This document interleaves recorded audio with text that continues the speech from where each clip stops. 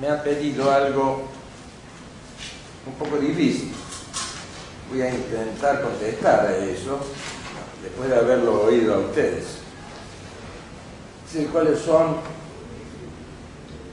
los motivos esenciales que me llevaron a hacer este libro, que venía de lejos?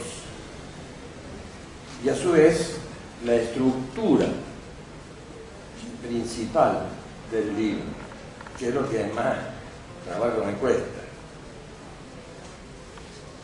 El motivo principal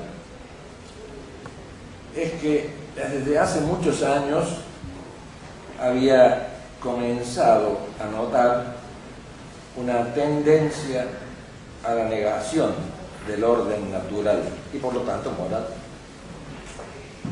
Hasta que una eminente persona me dijo, esto ocurrió en Roma: doctor, la ley natural no existe.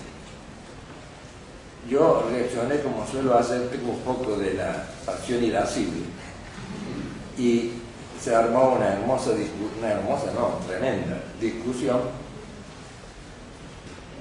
y hasta propuse que se diera un curso sobre esto, y el profesor que la dio también la negó. Entonces, esto que a mí me parecía contrario a la sensatez natural, rememoró en mí mis 10 años de docencia de la filosofía moral, y por eso existe el libro. Estos son los motivos inmediatos, y también la de la contemplación del mundo contemporáneo, que parece empecinado en negar la ley natural. Sin embargo, esto tiene una historia para poder explicar el sentido de la estructura del libro. Ustedes saben que hay una afirmación de sentido común, de la sensatez natural. Aquel médico que me dijo, el orden, la naturaleza no existe. Entonces yo le contesté, entonces usted no existe. Entonces digo, no, esto hay que decir algo. Y si nosotros lo miramos ahora históricamente, nosotros nos damos cuenta que esta cosa tan simple que he dicho, y que San Agustín en el libro 19 de la Ciudad de Dios dice esta frase hermosa: soy, sé que soy, amo ser. Y esto es una presencia perenne a la inteligencia humana, a la memoria y a la voluntad. Pero esto supone algo más elemental todavía, y es que lo real es la medida de la inteligencia humana. Esto es lo normal. Y por eso, si nos fijamos bien en el pensamiento antiguo, había un conocimiento que vamos a llamar confuso del orden natural. ¿Por qué era confuso? Cuando Santo Tomás quiere hablar de la creación, cuestión 44, artículo 2, comienza diciendo que los antiguos buscaban como a tientas, pero buscaban. Y por eso esta es lo que hay en general, estaba siempre mezclado de mitos primitivos y por lo tanto no científicos y prefilosóficos. A pesar de que la filosofía como ciencia ya ha nacido aquí, sin embargo, estaban asumidos y dominados por mitos primitivos, como es el eterno retorno, la maldad de la materia, etc. Y por eso, de aquí, sin embargo, si ustedes leen con atención la Ética de Nicómaco, por ejemplo, verán cómo Aristóteles, de algún modo, así lo proclama cuando dice, por ejemplo, respecto de la medicina, que lo que hace el arte de curar es reencauzar la naturaleza para que tome su sentido. O sea que había allí un explícito conocimiento de la ley natural.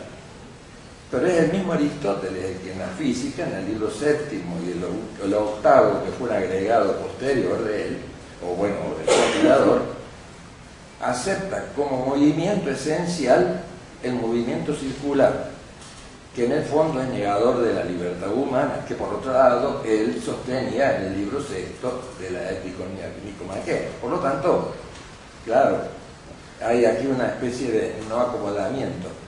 Eso pasa también con los estoicos, particularmente después con Cícero.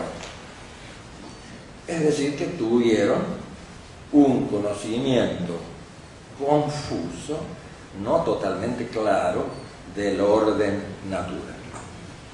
Esto supone siempre esta verdad del sentido común. Lo real, hay una primacía del ser sobre el conocer.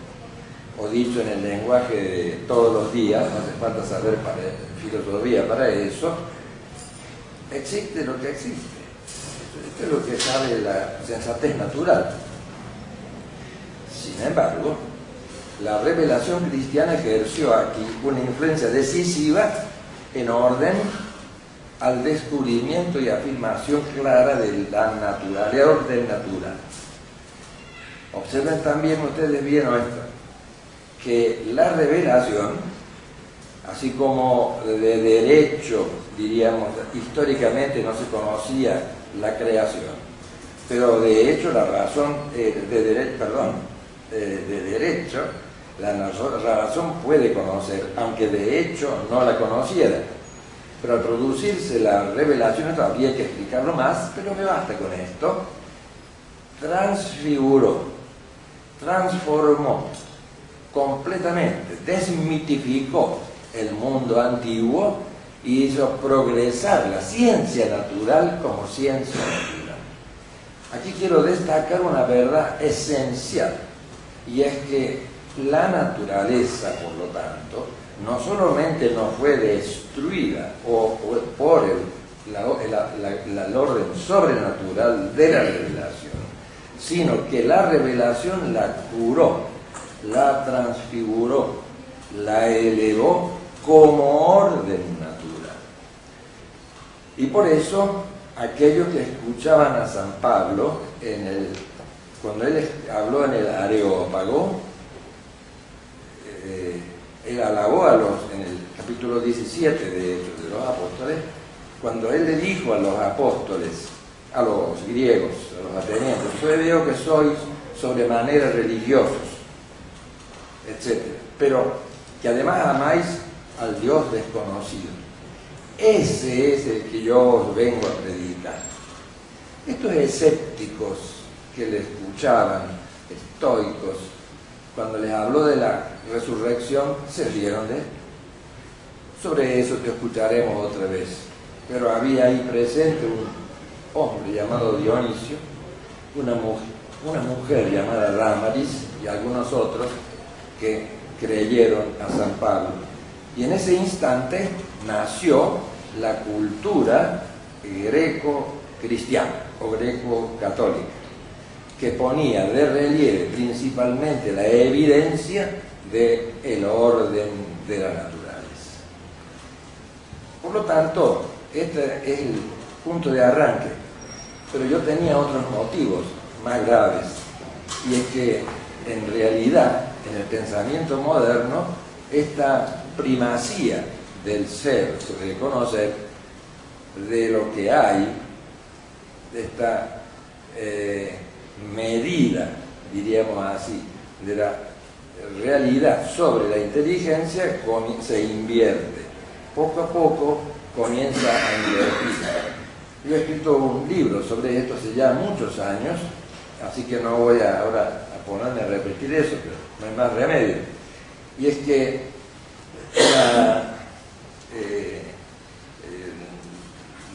esta primacía del ser sobre el ser va a ir transformándose en una primacía del conocer sobre el ser.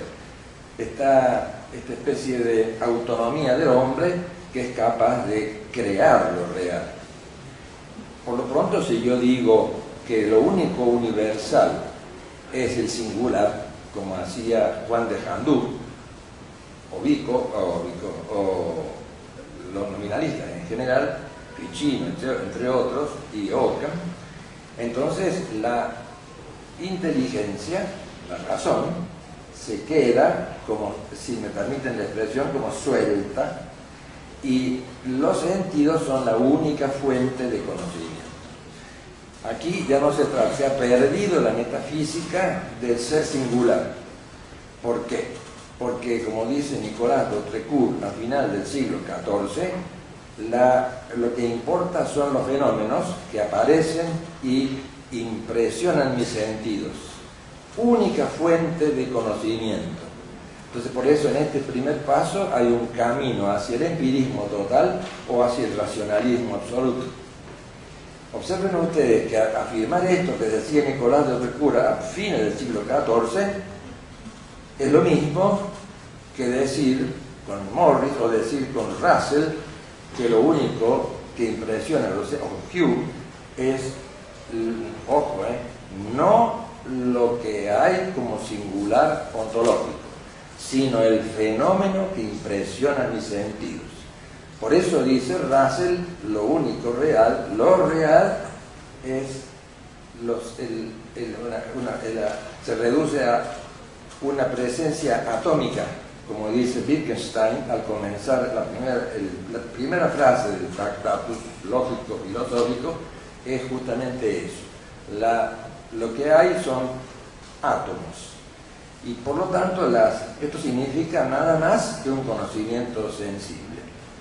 En este caso, comenzamos a afirmar una prescindencia del orden natural.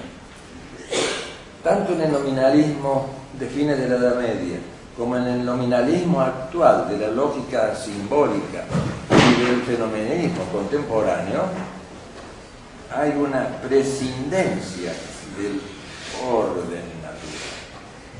Esto es de fundamental importancia porque conduce a lo que me he atrevido a llamar el pleroma, en el sentido que empleaba el término Plotino y los gnósticos, lo lleno de nada más que de la experiencia sensible, que no admite conocimiento alguno más allá de la experiencia sensible misma.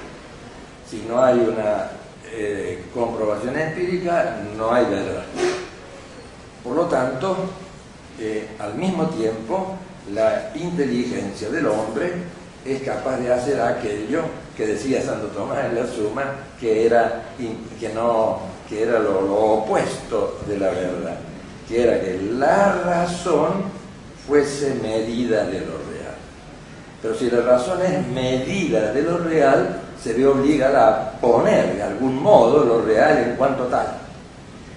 Y por eso es posible entonces sostener, aceptado el empirismo, al mismo tiempo que no puedo conocer sino aquello a lo cual puedo yo aplicar las formas de mi razón. Y aparece aquí, por lo tanto, el primer paso de una inversión del orden, como vamos a ver ahora. Pero esto, que estoy hablando ahora de la crítica de la razón pura de Kant, sin embargo, todavía es posible una crítica mayor, porque la forma a priori del kantismo supone que yo no puedo conocer el orden metafísico o numénico, como dice él. Pero en ese caso es mucho más razonable sostener que no existe, sino que la razón también pone todo. Y por lo tanto el ser y el pensar son lo mismo. Fíjate, pero más todavía podemos ir.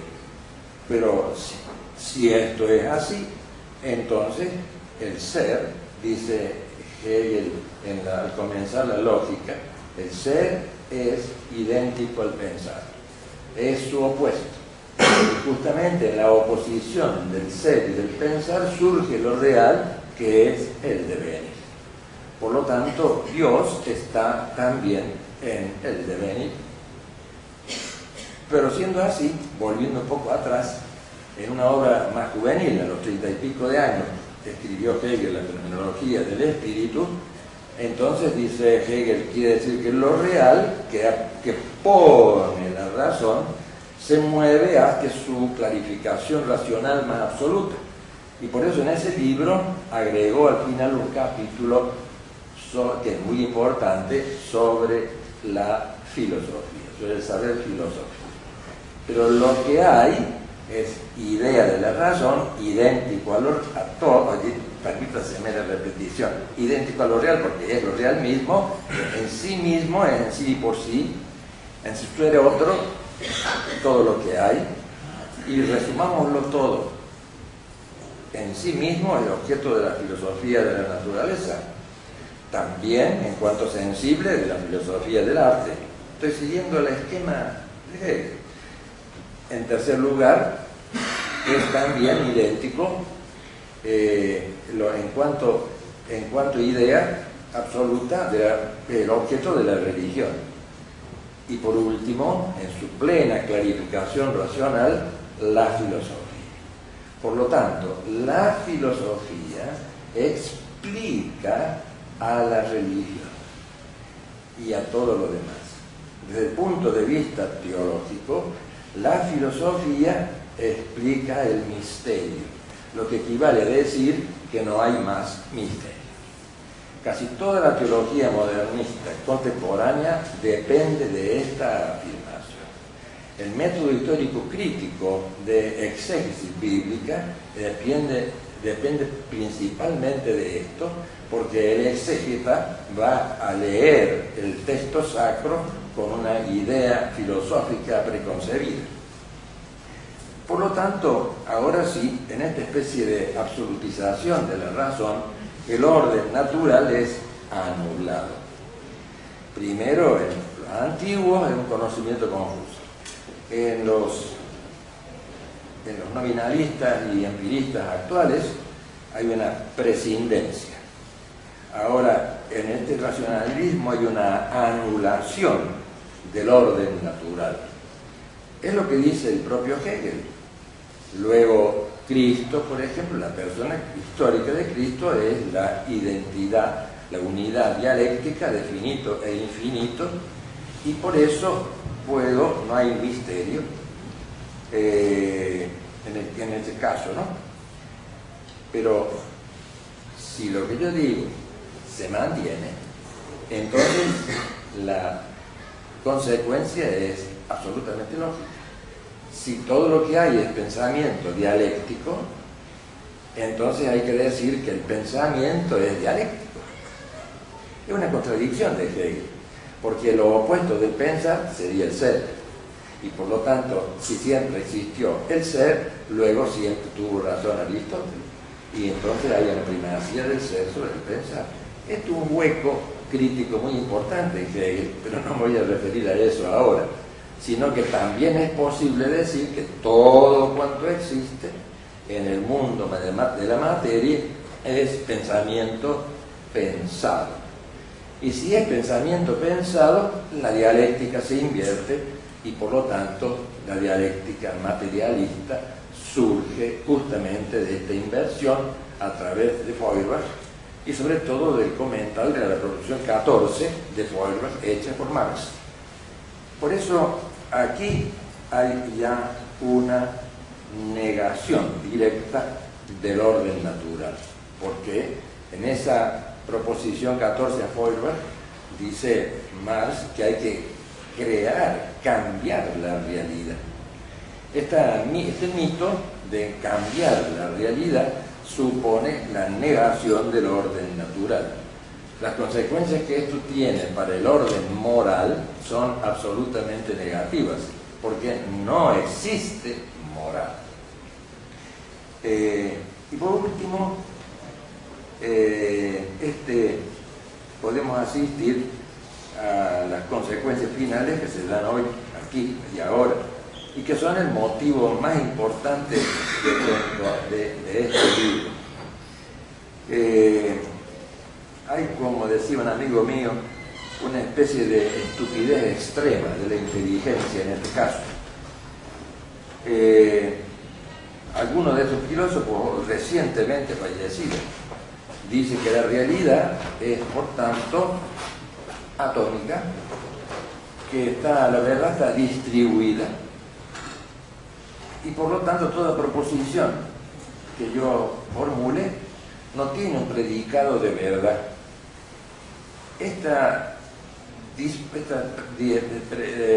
dispersión de la verdad sostenida por Deleuze anula absolutamente no solamente el orden natural, sino el orden moral, ya que no son formalmente distintos el orden natural o metafísico y el orden moral, porque el orden moral es una segunda instancia, como ya lo vio Aristóteles. Toda operación mía, libre, que opere según el orden de la naturaleza es moralmente buena, y toda operación libre del hombre que ore contra la naturaleza es moralmente mala.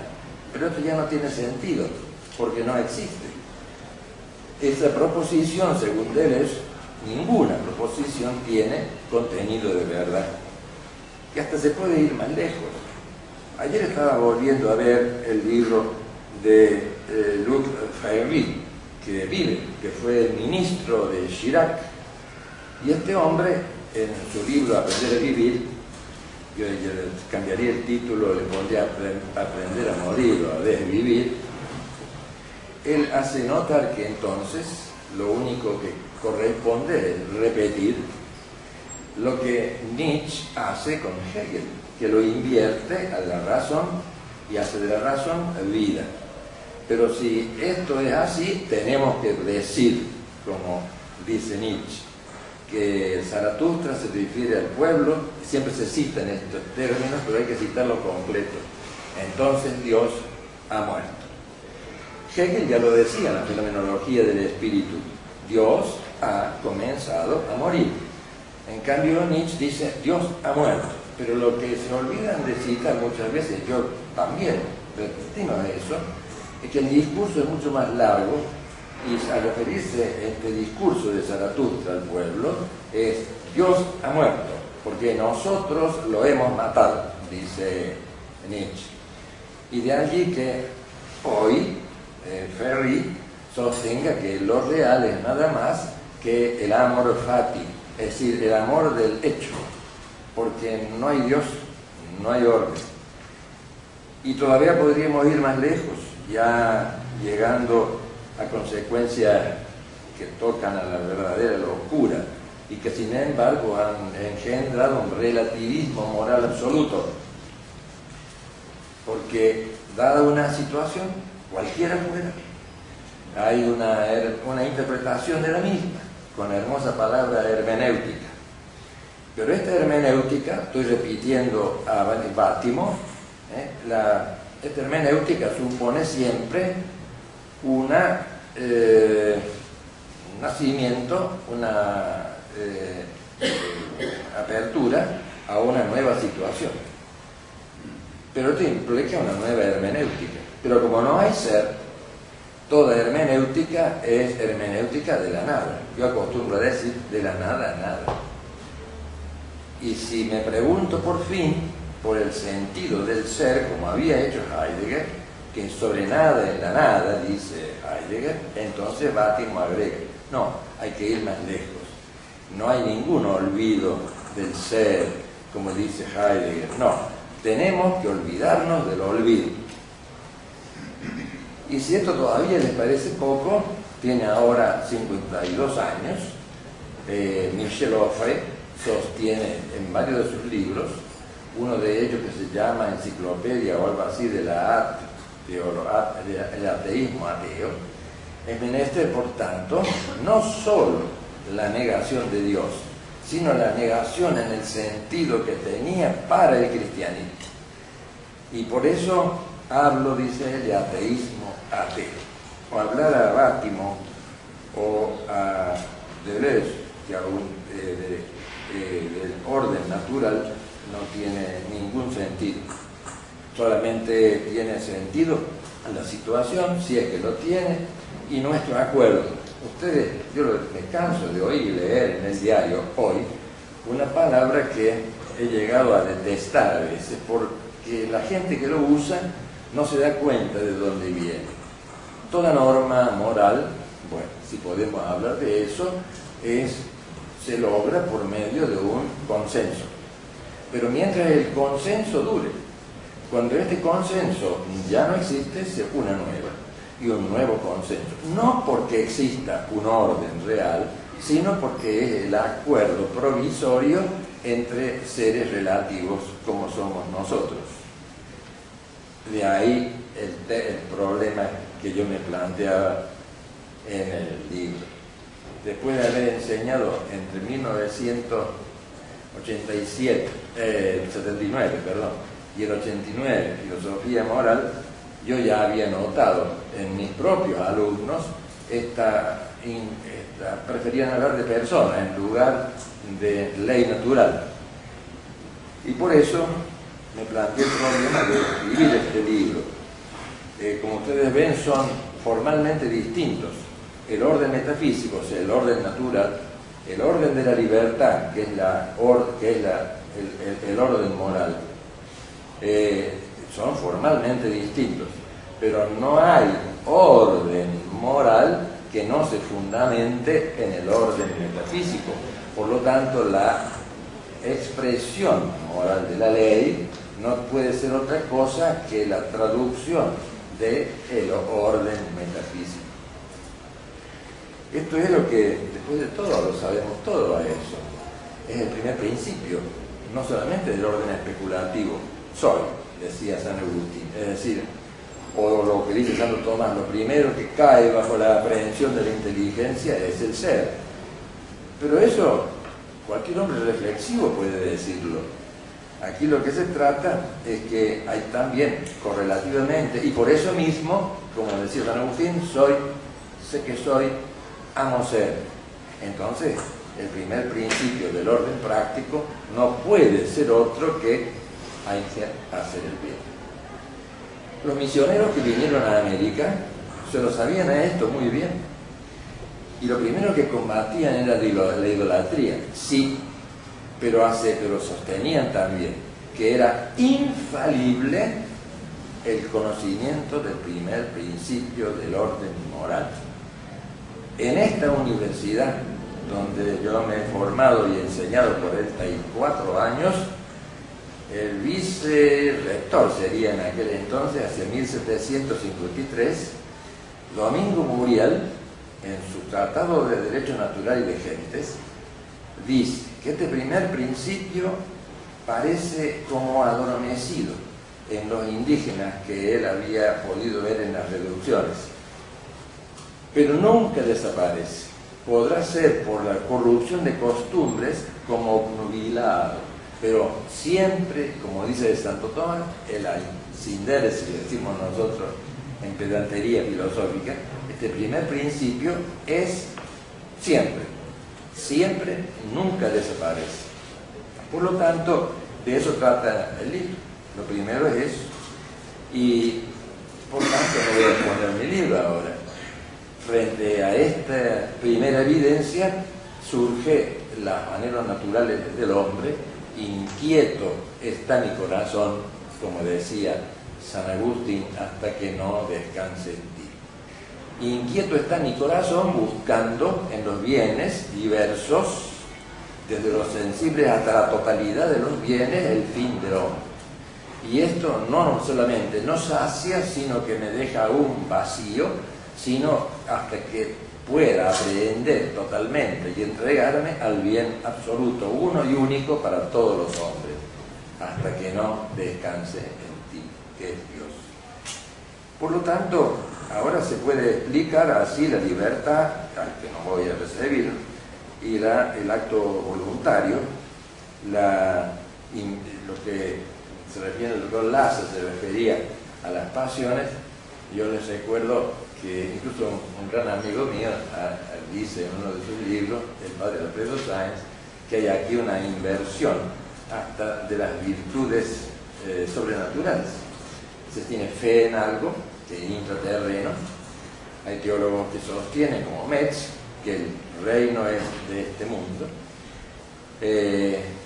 Además, la esperanza que se pone en algo irrealizable. Si yo sostengo, ¿no es cierto?, que hay una oposición entre siervo y señor, según dice Hegel y según repite Marx. Esta oposición tiene que realizarse según algún medio, y eso puede ser el salario, por ejemplo.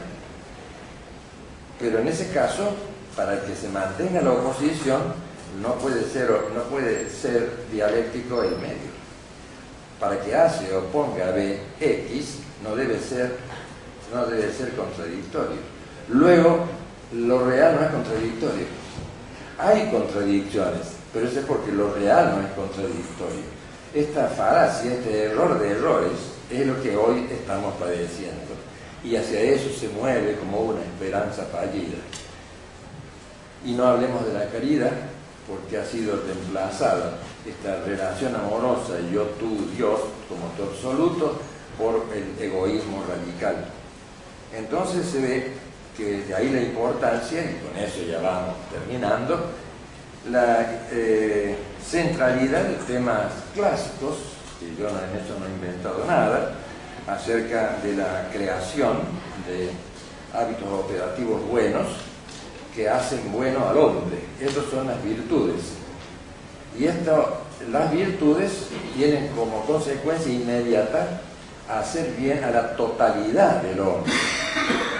Ya sea que me refiera a la prudencia, a la justicia, a la templanza o a la fortaleza, quiero hacer notar que hay como una circularidad. Eso lo trato de mostrar, yo no sé si lo habré logrado. Una especie de circularidad de las virtudes, como lo hay también en la justicia. En la justicia de la parte a la parte, conmutativa, de la parte al todo, yo me debo al bien común, que tiene siempre, todo bien tiene razón de común. Y por último, la justicia legal, si una implica la otra. Sería muy hermoso, ¿no? Me acuerdo un texto de Doctrina Cristiana de Santo Agustín, donde hace notar que todas las virtudes se van implicando, ya sea la madre de las virtudes que mira los medios, como la prudencia, pero todas ellas suponen siempre esta presencia o copresencia, son copresentes todas y hacen al hombre bueno. Y por eso es que nace en el amor humano, supuesto lo que he dicho, y no hay ni que hablar de las consecuencias que esto tiene para la educación. Si no hay una educación moral en las virtudes, no hay educación. Pero supuesto esto, es evidente que el hombre no solamente se conoce, sino que se ama a sí mismo. Yo sé que amo ser, dice San Agustín, sino que esto mismo que se hace evidente en el otro, lo hace ver como el tú, en quien tengo algo común, que es justamente la verdad y el amor a la verdad. Esto es el tú concreto, a quien yo estoy como religado. Este es el fundamento, pero como el ser del yo y del tú es participado, todo ente por participación es causado. Pero como se trata de la causado en su ser, esto solamente puede ser creado. Y por eso no hay ninguna relación válida del yo y el tú sin el tú divino, que es la causa eficiente creadora. Por eso, este es el punto de partida para explicar ese estado existencial que se llama matrimonio. Más aún, aquí vemos nacer la sociedad humana. Aquí está la epifanía de la sociedad, de la que no voy a hablar ahora, y a la cual he dedicado un libro, y también el de la moral social. Por eso sostener la autonomía absoluta del hombre, que es lo que hace en general el inmanentismo moderno y sobre todo la concepción liberal del mundo, supone, es como la matriz de los totalitarismos contemporáneos.